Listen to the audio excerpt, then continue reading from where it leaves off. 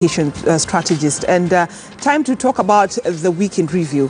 And this week we are treated to a lot of drama after the president's tweet was deleted. But the handle's back. And the handle is not yet back as we speak, because when you do at President Uhuru Kenyatta, it's not there. So he doesn't have a Twitter handle. My fans to know but me, the most interesting thing is, let me just cross the road, go to my deputy's office, have a lunch meeting. And I mean, it begged a lot of questions. Did the president really have to do that? And did they really have to wash their dirty linens in public? Because he tweeted about corruption, then the deputy responded. I think one of the things that what you're calling the truce, I don't even think I don't know whether it's a truce. I think President Kenyatta is in a place where he had to make a stand, because the accusation was you're building bridges on one side while you're demolishing another. So in my opinion, with him, quote unquote, crossing the floor to go and see his deputy was one of the ways of cementing and telling his deputy, you know what, I'm still with you heart and soul. I'm with you in this journey. But how sure are we? That is what... Because even the body language, the pictures that came out of State House, you could see it was a very cordial, because we haven't seen them in that relaxed atmosphere for a while. And immediately after that, you see they actually both went to Mombasa, did this thing with Museveni. He did not do it with Raila, he did not do it with... He did it with his deputy. And so you could tell it was a concerted effort to show a united front of the presidency. But did he... And this comes on the backdrop of the impeachment story coming out of ODM, because I've argued, when I look at this handshake, it looks like President Kenyatta went into it with an open heart. But to an extent where even when the by-elections were called, Jubilee said, okay, you know what, we will not even field candidates. Let's leave this to you. But on the other side, they don't seem to be holding the same with the same esteem, these handshake manenos, because we are seeing salvos coming from people who are supposed to be cooperating with the president. So I think the president got to a place where he had a Damascus moment and he said, you know what, let me also just make sure that this side is also nice, because huku vile ninaona, we shook hands but the handshake is not holding. Let me make sure this other handshake holds in case this one we have to disengage the handshake. All right, that's how I read it. As a communication strategist, I will tell the country this. When your parents go out of their way to show you they are okay, then either they're really okay or they're negotiating a divorce. Or they're just trying to pretend like they're okay and they're not. Yes, because the reason I'm saying this is there are a number of gaffes that have happened this year. And after each gaffe, I want you to go check, you will notice the next pictures we will see is the president and his deputy together. That's what has happened all the time. But also we cannot forget how many of the deputy president's lieutenants have said certain things about the fight against corruption, about the handshake with Raila Odinga, and a lot of things. I am not going to color this thing any other way. Okay? There's definitely trouble in paradise. But as it happens, Ruto is not fireable, and Uhuru and Ruto are joined at the hip in as far as the constitution is concerned.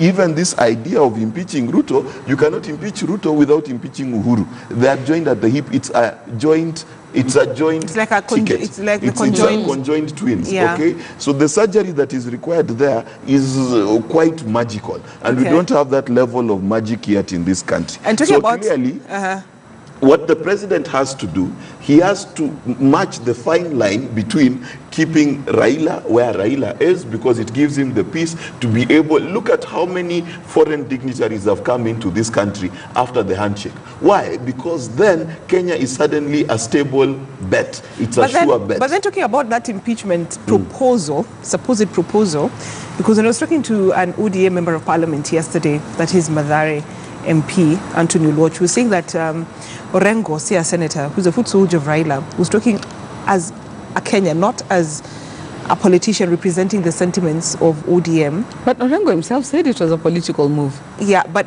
for some of the ODM members of parliament, Orengo was talking for himself and as a senior counsel in this country, just giving Kenyans supposedly options. It's not an option. So, and any I mean, that impeachment, that proposed impeachment motion, and my question was, and it still remains until today, how easy will it be, should he go ahead and table that impeachment motion on the floor of both houses, that is the National Assembly and the Senate Assembly?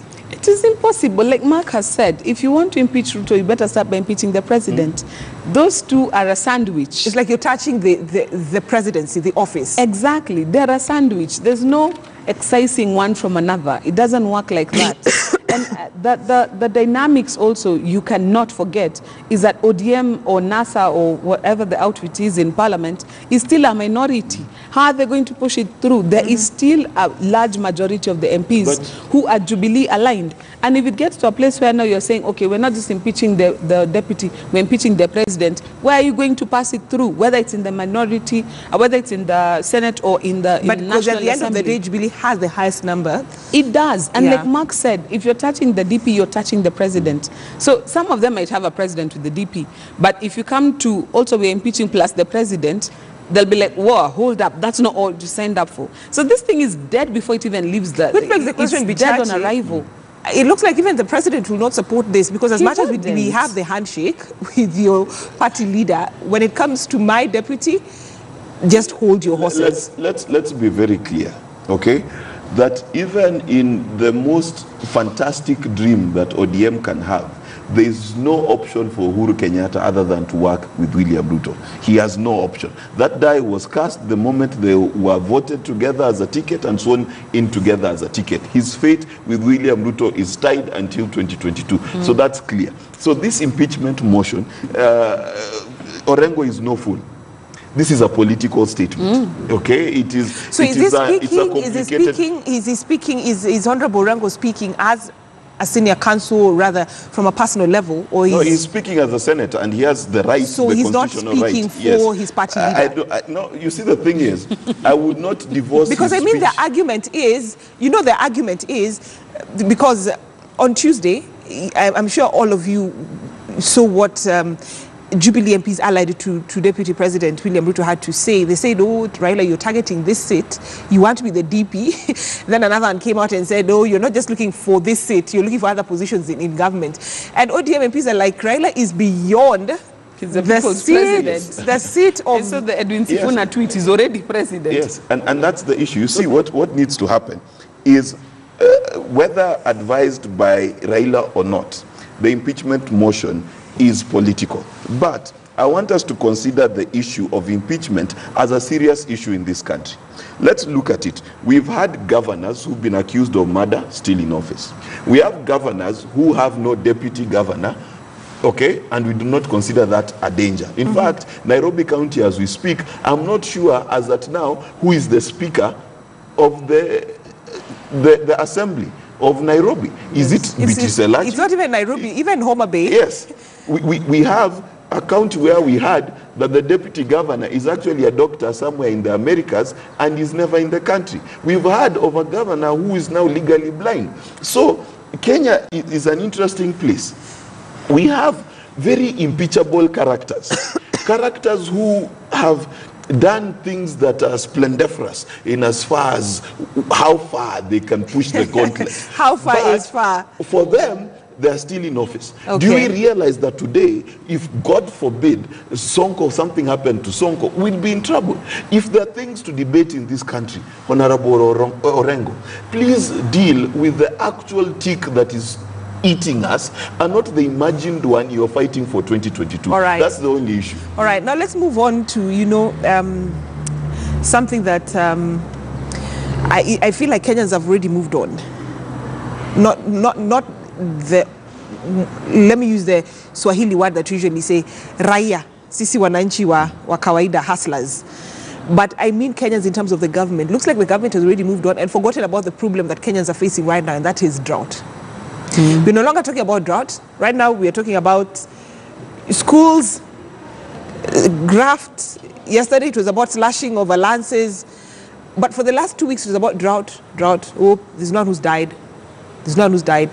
But on the ground, you could get the true picture of what is happening. So does it look like we forget so easily, so we're just waiting for floods?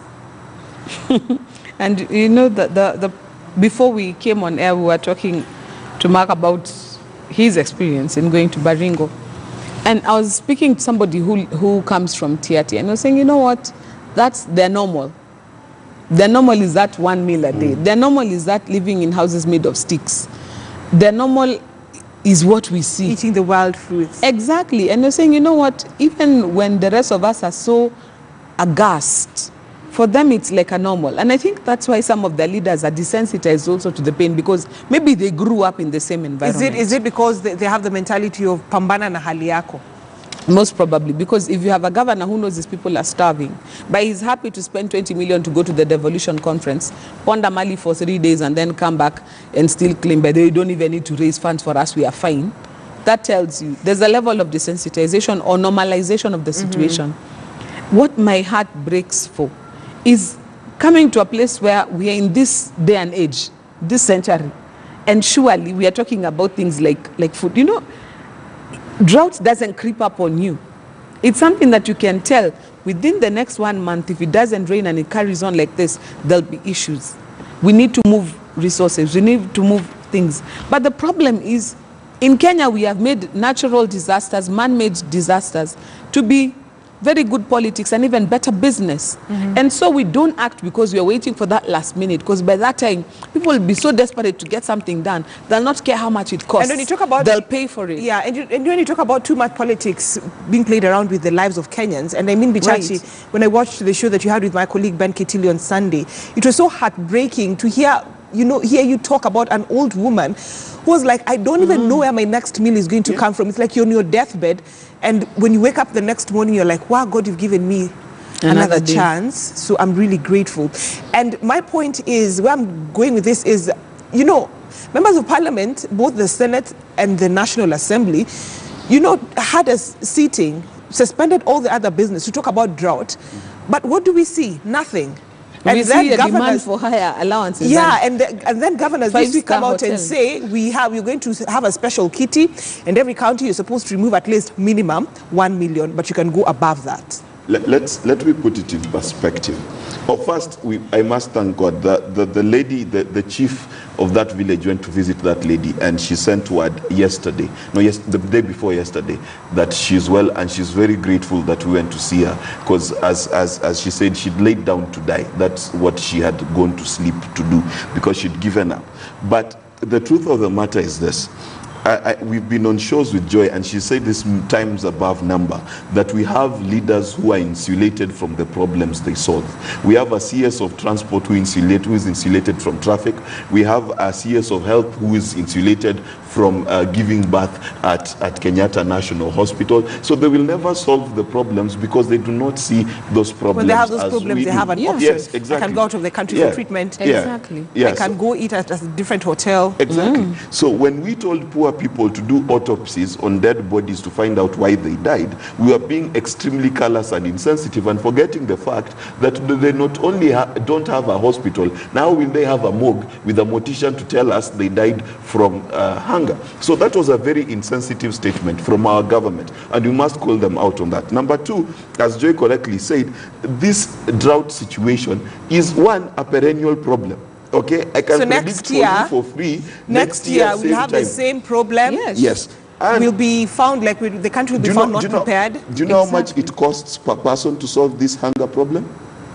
7,000 shillings. If we decided we will feed them every year without solving the problems, by 7,000 shillings looking for per this person. 21 billion shillings that is lost. Now 7,000 shillings per person is a total of 1 million people maximum are the ones who face the roughest ravages of hunger. So that tells you it's only 7 billion shillings a year. So it is basically the insurance of Kimwarer and Dam. It is basically one NYS air supply. It's peanuts as far as this country is concerned. But the problem is this. Yeah, because what is happening in this country is we've prioritized a lot of nonsense when a lot of people live in hunger every day. When a pregnant mother tells you that she takes unga, mix it with a little bit of soil so that ndio ishikilie tumbo, that's the reality. That's what they face every day. When it rains over there, what happens is they have 2 months of rain. So whatever they plant is a matter of 50-50, whether it will come out or not. But if you ask their parliamentarians here,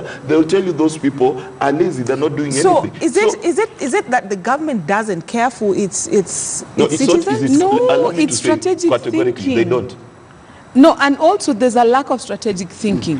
For example, right now when we're in drought, this is the time when is the time to desilt rivers. Yes. I would be expecting MPs in local areas and the CDF funds, as well as the county government, to be desilting rivers and removing the soil at the bottom of the river. So when water comes, there's more capacity. You see, Joy, the saddest thing is we are talking about drought here, and the reason as to why I decided we have to talk about this again is because when you look at our politicians who took time on the floor of the House to discuss a day in the afternoon to discuss about drought, then they forget about it immediately. The next thing is you're talking about 2022 politics. Yeah. And that's why I'm saying strategic thinking. Right now they should be digging silangas in people's homes, doing dams, little water pans that make a difference, so that even if the rain is gone after 2 months, you have 2 more months of irrigation where you can guarantee the crop is going to survive. This is the time when you should be educating people about moving away from animal husbandry as the only means of sustenance to combining both things. Yes. This is the time to be putting up abattoirs and putting up smoking, what do you call them, drying facilities, so that even when the drought is coming, you tell farmers, kill the animals, let us dry them, let's have a stock of dried meat. Biltong is big business around the world. Yes. We need to start having strategic thinking. But in Kenya, the politician benefits when the people are needy, when the people are poor, food.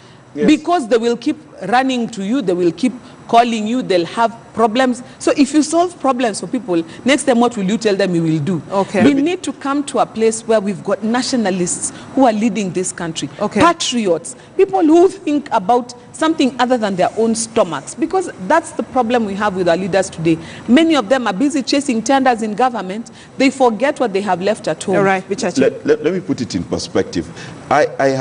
I and the team that went to Baringo have decided to adopt this village. So we've just finished our budgeting process to find out where the projects that Joy is talking about, drying meat, creating a way of storing water from the seasonal rivers and things like that. We've come up with a budget that it will cost a total of 6 million shillings only to make sure that this village will be food and water secure forever. 6 million shillings only. But which, by the way... But just before you continue, I mean, you as a private, not even a private citizen, as an ordinary citizen like me, you've gone your way to ensure that you're not seeking for funds like, oh, donate and do this. And you're doing that in Turkana County where you don't come from. And yet, there's a county government, there's MCA, there's an MP, all those people. And there's a senator. Yes. And they hail from there. They know the problem. And ask their names. So is it that the government or the leadership within these areas know that Wakenya watajitolea? No. So let's take a back seat. Let's explain the mathematics for you, okay? Any sitting leader in those regions would prefer there are fewer of you than more of you. Because if there are 5,000 voters, I have to campaign less to be an MCA. So the more of you who will die, the easier it is for me to come back to office. Number two, let's not diminish the value of tribalism. A lot of MPs think like this. Who are the people who are dying? It is the Pokot, then I'm fine because I am Atugen. Then another person is thinking, it is who's dying? The Turkanas, that is fine because I'm a Samburu. That is the problem of the mathematics that they do. So you combine tribalism where we don't care as long as it's someone from the other tribe who's dying, and then you combine that with entrepreneurship here in Nairobi. At what point will you think about the village? You see, to be honest with you, it does not take a lot of money to fix the problems on the ground that we saw. Okay. All we need to do is give these people a chance to participate economically in this country. Part of the problem is that goods and services don't even get there because they have no money to buy it. And, I hope that once this whole drought season is over, because very soon you're going to have rains, and I hope we will not be having... No, the drought does not end with the rain. Because it doesn't end with the rain, yes, Bichachi, yes. But we're looking at, we are heading towards that season of rain, and we'll see a lot of flooding, and our drainage system is, I don't know that all... And both the national and the county governments are prepared for this, because we might be going back to the same thing. And this might also be the potential of another problem of flooding and people being carried away by floods. Definitely it will flood, if you do not think about what's going to happen next week, when next week happens, and there's a day I put a status update on my Facebook page, why don't any of the media houses do weather reports anymore? In other countries, Met would have told us, for example, the day there was a tremor, would have been told, by the way, there's expected to be a tremor, do not worry, it's going to be, because these things, these days there's technology to tell us these things. By now, Met should have told us rain is going to fall on this date. Because when I travel to other countries, you're given weather by the hour. You're told at 9 it will be cloudy, but by 11 it will be very sunny. So make sure you're properly hydrated. But in Kenya, we are behaving as if we are still in the days of iyo inakaa ni kama ni jua ya mvua. You walk outside and you're like, what are doing angalia wapi? We have to behave as if we have actually moved on. But over and above that, the people of Yatta, I keep using that example, they did not wait for government. Yatta were people who, women were slaughtering dogs to feed their children. But those people decided we are not waiting for government to help us anymore. They started simple things, water pans in every home. In fact, the villagers decided, you're not marrying my daughter unless you have a home with a water pan. She's not going to work. Those simple water pans, those guys are not only producing crops for themselves, they're exporting, they have dairy, the entire community has changed. The landscape has changed. It's now green. Right. It's no longer a desert. One village in Yatta decided to change their narrative. Right. And I'm hoping what Mark is going to demonstrate in Baringo will also show the people of Baringo we are not condemned to be desert forever. Let Kenyans also stop looking at their politicians, because I have said it time and time again. Politicians and lawyers, sometimes we are part of the problem. All right. Because we keep it elitist. And I like the fact that you've mentioned, you know, yourself there, because you're a lawyer. Okay, we're winding up this show in just a few minutes. Today, I want us to do things a bit differently when we're winding up this show. I'll start with you, Bichachi, then we'll end up with Joy. Your message to Kenyans during this time of politics, during this time of drought, and to Kenyans and to the leaders, from the bottom of your heart.